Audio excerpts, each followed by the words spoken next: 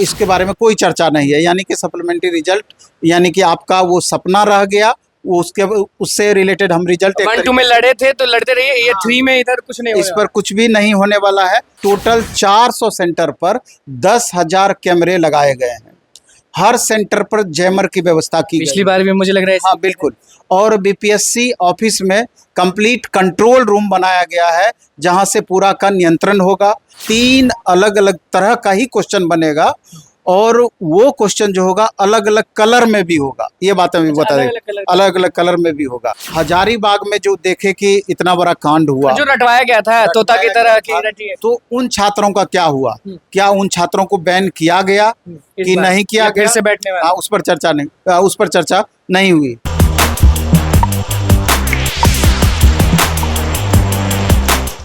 नमस्कार, मैं हूं अनुकुल तिवारी और आप वॉइस अब देख रहे हैं। देखिए, आप सभी जान रहे हैं कि आज प्रेस कॉन्फ्रेंस किया गया था बीपीएससी आयोग के अंदर में, और आपको मालूम होना चाहिए कि सप्लीमेंट्री रिजल्ट्स पर साफ नेगेटिव बोला है चेयरमैन ने, और उसके बाद बदलाव के बारे में क्या बातचीत हुई वो भी हम बात करेंगे। 1 कैंडिडेट 1 रिजल्ट के बारे में बात करेंगे। हजारीबाग में क्या हुआ था ये आप अच्छे से जानते हैं। सारा चीज जो है वो आज प्रेस कॉन्फ्रेंस में चेयरमैन ने स्पष्ट कर दिया, कुछ पॉजिटिव तो कुछ नेगेटिव। हमारे साथ नवीन सर मौजूद हैं। प्रेस कॉन्फ्रेंस जब हो रहा था तो एकदम ध्यान से आप सुन रहे थे चेयरमैन को और सारी बातों को एकदम नोट डाउन कर रहे थे। शिक्षक अभ्यर्थी के बारे में बहुत सारी चीजें बोले हैं, सप्लीमेंट्री के बारे में साफ नेगेटिव कह दिए हैं। तो अब आपको क्या लग रहा है कि टीआरई 3.0 में क्या होगा, और ये जो प्रेस कॉन्फ्रेंस हुआ था उससे क्या सप्लीमेंट्री अब कैंसिल समझें? सबसे बड़ी बात तो ये है कि सबसे बड़ा इसमें इशू कि लास्ट मोमेंट में किसी भी तरह का बदलाव छात्रों के लिए नुकसानदेह होता है। इस बात को पहले समझना है।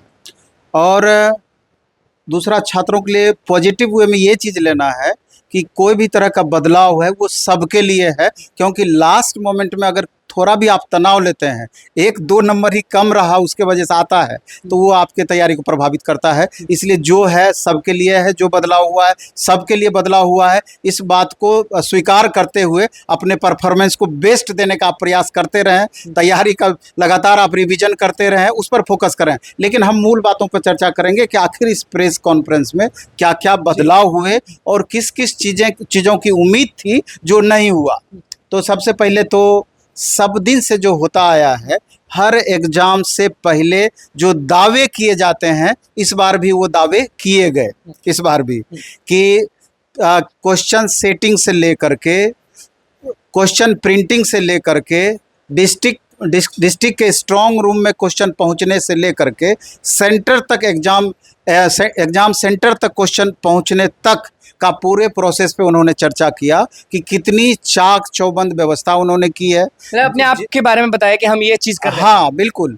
और उन्होंने ये बताया है कि आयोग अपने अधिकार से पूरी तरीके से जिम्मेवारी लेती है कि हमारे ऊपर क्या जिम्मेवारी, हमारा क्या जिम्मेवारी है, उससे पूरी तरीके से भली भांति वाकिफ है। इसलिए हम इस तरह की व्यवस्था करने जा रहे हैं कि भ्रष्टाचार का दूर दूर तक स्थान उसमें ना रहे, किसी तरीके से क्वेश्चन का लीकेज की बातें उसमें ना आ। चेयरमैन भी सब, हाँ बिल्कुल। और उन्होंने ये दावे किए कि टोटल 400 सेंटर पर 10,000 कैमरे लगाए गए हैं। हर सेंटर पर जैमर की व्यवस्था की पिछली बार भी मुझे लग रहा है। हाँ बिल्कुल। और बीपीएससी ऑफिस में कंप्लीट कंट्रोल रूम बनाया गया है और हर डिस्ट्रिक्ट में स्पेशल एक कमेटी का गठन किया गया है, जो कि पूरी तरीके से चाक चौबंद व्यवस्था को बनाए रखने में मदद करेगी, वगैरह वगैरह। बायोमेट्रिक व्यवस्था जो थी उसको अपग्रेड किया गया है। क्वेश्चन जो सील पैक होता था, जिसके बारे में बोला जाता था कि उस सील पहले से टूटा हुआ था, तो स्पेशल सील की व्यवस्था की बातें उन्होंने कही। हाँ, व्यवस्था की बातें कही। और एग्जाम हो जाने के बाद जो स्ट्रांग रूम में जहाँ पहुँचता है आपका क्वेश्चन पेपर या ओएमआर आपका जहाँ पहुँचता है, उसके पैकेजिंग पर, स्पेशल पैकेजिंग पर बात कही गई। नवीन सर को भरोसा हुआ है कि स्पेशल केमिकल से उस पैकेज को इस तरीके से किया जाएगा कि बीच में वो खुल ना पाए, वगैरह वगैरह तमाम तरह के। इस पॉइंट में मैं पूछना चाहूंगा कि क्या नवीन सर को भरोसा हुआ, क्योंकि लास्ट टाइम भी जो चेयरमैन थे वो यही दावे किए थे। कंट्रोल रूम में बहुत लोगों को बुलाया गया था, कंट्रोल रूम में लोग पहुंचे थे, मीडिया कर्मी पहुंचे थे, जैमर भी लगा था, सब चीज था, सेम चीज था। तो इस बार भरोसा तो आपको करना होगा, क्योंकि भरोसा नहीं करेंगे तो सिस्टम कैसे आगे बढ़ेगा ये तो। लेकिन आने वाले दिनों में आपको पता चलेगा कि दावे कितने सही तरीके से दावे को इम्प्लीमेंट किया गया, या जो दावे किए गए कितने सही हैं। अब सवाल उठता है कि इसमें नया क्या, ये तो सब दिन से होता आया है। तो इसमें नई बात यही रही कि क्वेश्चन जिस पर अभी लगातार चर्चा चल रही थी कि 3 सेट क्वेश्चन का बनेगा और वो तीनों अलग अलग प्रश्न पत्र होंगे। हम लोग पहले चर्चा कर रहे थे कि 2 बातें हो सकती है, या तो क्वेश्चन पेपर को ही कंप्लीट बदल दिया जाएगा अलग अलग सेट में, या क्वेश्चन के नंबरिंग को भी अगर चेंज कर दिया जाए 1 to 10 एक सेट में, उसी का 10 से 20 दूसरे सेट में, 30 से 40 तीसरे सेट में, इस तरह के। लेकिन यहाँ स्पष्ट कर दिया गया कि 3 अलग अलग तरह का ही क्वेश्चन बनेगा और वो क्वेश्चन जो होगा अलग अलग कलर में भी होगा। ये बातें भी बता दें, अलग अलग कलर में भी होगा। और यहाँ पर एक अथी बना कर रखा गया यहाँ पर कि लास्ट मोमेंट में इसको हम डिस्क्लोज करेंगे कि पूरे बिहार में तीनों तरह का क्वेश्चन जाएगा, डिस्ट्रिक्ट वाइज तीनों तरह का क्वेश्चन जाएगा, सेंटर वाइज तीनों तरह का क्वेश्चन जाएगा। ये लास्ट मोमेंट में डिस्क्लोज किया जाएगा, इसको अभी गुप्त रखा जाएगा। गुप्त कर लिया, हाँ, अभी गुप्त इसको रखा जाएगा। तो इन बातों पर चर्चा हुई। तो जब 3 तरह का क्वेश्चन बनेगा तो अब स्वाभाविक रूप से किसी प्रश्नों का लेवल कम होगा, किसी का लेवल ज़्यादा रहेगा। तो अब इसके लिए क्या किया जाएगा कि स्टूडेंट परेशान ना हो, छात्र परेशान ना हो कि हमारे सिटिंग में इजी पकड़ा गया, हमारे सिटिंग में टफ पकड़ा गया। तो इस पर उन्होंने, मुझे लग रहा है कि ये सबसे बड़ा मुद्दा बन जाएगा अगर ऐसा हुआ तो। बिल्कुल सबसे बड़ा मुद्दा यही है। लेकिन उनके द्वारा दावे किए गए बीपीएससी के द्वारा कि राष्ट्रीय स्तर पर जो राष्ट्रीय एग्जाम, नेशनल लेवल पर जो एग्जाम कंडक्टिंग एजेंसी है, वो लोग जो अपना प्रोसेस अपनाते हैं इस प्रकार से कि एक से अधिक सीटिंग में जब एग्जाम होता है, परसेंटाइल विथ नॉर्मलाइजेशन, ये प्रोसेस अपनाया जाता है। चाहे वो एनटीए हो, नेशनल टेस्टिंग एजेंसी हो, रेलवे हो, या एनडीए या दूसरे भी जो भी एग्जाम इस तरह का होते हैं, तो वो जो फार्मूला अपनाते हैं वही फार्मूला यहाँ पर भी अपनाया जाएगा। उन्होंने आश्वस्त किया छात्रों को कि आप बिल्कुल भी परेशान नहीं हो, सबके साथ उचित न्याय की जाएगी और इस तरीके से नॉर्मलाइजेशन होगा। कोई भी बच्चे अपनी प्रतिभा के अकॉर्डिंग उनमें उनको मार्क्स दिखेगा, उनका यही कहना था। तो अब पता चलेगा कि, और हमारा जो अपना अनुभव रहा है 20 साल 22 साल का, कभी भी नॉर्मलाइजेशन जब भी हुआ है तो कहीं ना कहीं छात्रों में एक अंदर से आत्मसंतुष्टि नहीं होती है। ये सरकार की भी मजबूरी है, वो जानबूझ करके नहीं करना चाहती है। कहीं ना कहीं छात्र हित में ही इस तरह का काम करने का प्रयास किया है, यह हम मानते हैं। लेकिन होता क्या है, जैसे रेलवे की अगर हम बात करें तो रेलवे में क्या होता है, पिछली बार 135-137 सीटिंग में एग्जाम हुआ। तो जब नॉर्मलाइजेशन का प्रोसेस किया गया, किसी छात्र का इतना टफ क्वेश्चन आया कि उसका जब नॉर्मलाइजेशन हुआ 15-17 से लेके 25-26 मार्क्स तक बढ़ गया, और किसी छात्र का 2-4-5 मार्क्स तक घट गया। तो जिनका रिजल्ट हुआ उनका तो बल्ले बल्ले, उनके पास कोई एक्सक्यूज नहीं था, और जिनका रिजल्ट नहीं हुआ उनके पास 100 बहाने आ गए कि हमारे साथ उचित नहीं हुआ, हमारे सीटिंग में इस तरह का हुआ। तो वहाँ पर देखा गया कि जिस सीटिंग में सबसे टफ क्वेश्चन पूछा था, सबसे ज़्यादा फायदा उन्हीं सीटिंग वाले बच्चों को मिला। तो ये एक अलग बात है, ये अलग मैटर है। इसको तो विद्यार्थी को अपनाना पड़ेगा, इसको एक्सेप्ट करना पड़ेगा, ये इस नियम को।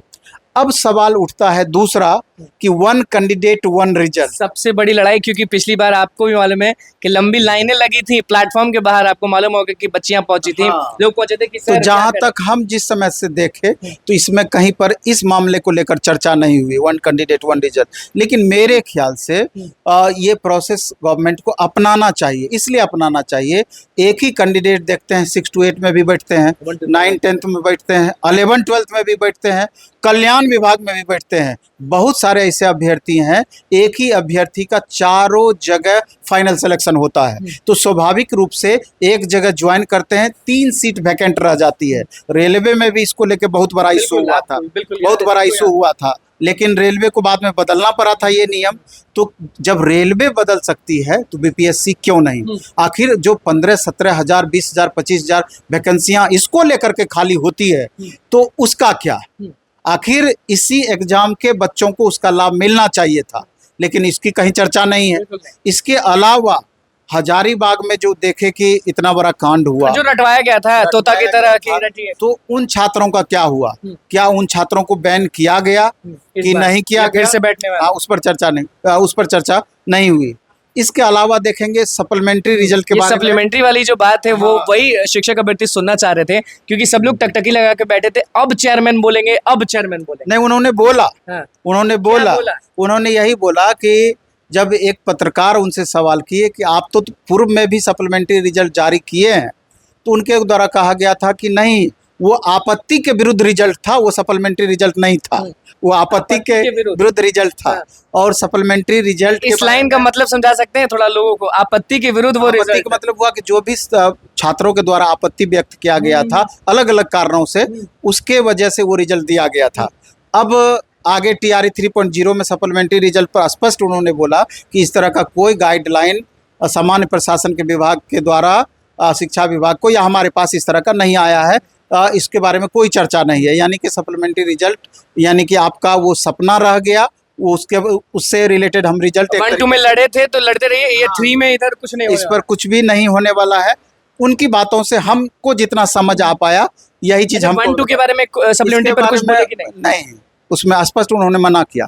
इसके बाद TRE 4.0 के बारे में पूछा गया कि TRE 4.0 कब तक वैकेंसी आएगी, क्योंकि कहा गया था अगस्त में होने वाला हाँ है। बिल्कुल। तो उन्होंने कहा कि अब अगस्त में संभावना नहीं बन सकती है, क्योंकि परिस्थिति नहीं ऐसा अनुकूल है कि अगस्त में हम दे पाएंगे, बहुत विलम्ब हो चुका है। उन्होंने स्पष्ट कहा कि जब ये एग्जाम हो जाएगी, इसका जब रिजल्ट आ जाएगा, एक बात और बोला गया कि रिजल्ट जो सुप्रीम कोर्ट में मामला चल रहा है आरक्षण को लेकर के, उस पर इसका रिजल्ट निर्भर करेगा TRE 3.0 का।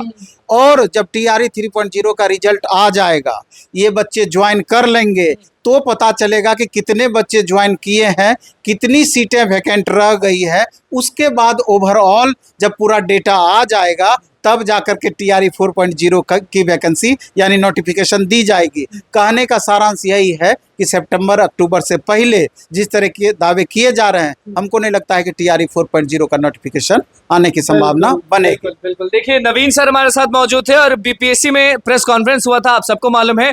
सप्लीमेंट्री का सपना छोड़ दीजिए, चेयरमैन ने साफ कह दिया है कि अब सप्लीमेंट्री नहीं मिलने वाला है, तो अब सपना मत देखिए। और उसके बाद किस तरह से 1 कैंडिडेट 1 रिजल्ट के बारे में एक भी चीज नहीं बोले, वहां भी नेगेटिव, सप्लीमेंट्री पर भी नेगेटिव, और सारा जो सेट होता है पेपर का ABC, आपको मालूम होगा, नवीन सर ने सीधे स्पष्ट कर दिया और प्रेस कॉन्फ्रेंस की एक एक बातों को स्पष्ट कर दिया नवीन सर ने। प्रेस कॉन्फ्रेंस के बाद तुरंत नवीन सर के पास हम पहुंचे थे, क्या कुछ कहना था वो आपने सुन लिया। अब शिक्षक अभ्यर्थी इस वीडियो को अगर देख रहे हैं तो और भी अगर कोई दिक्कत है तो कमेंट करके जरूर बताइए, ताकि हम नवीन सर से एग्जाम से पहले वो मुद्दे को डिस्कस कर सके। तो बस हमारे चैनल को सब्सक्राइब करें, स्पेशल लाइक कर। धन्यवाद।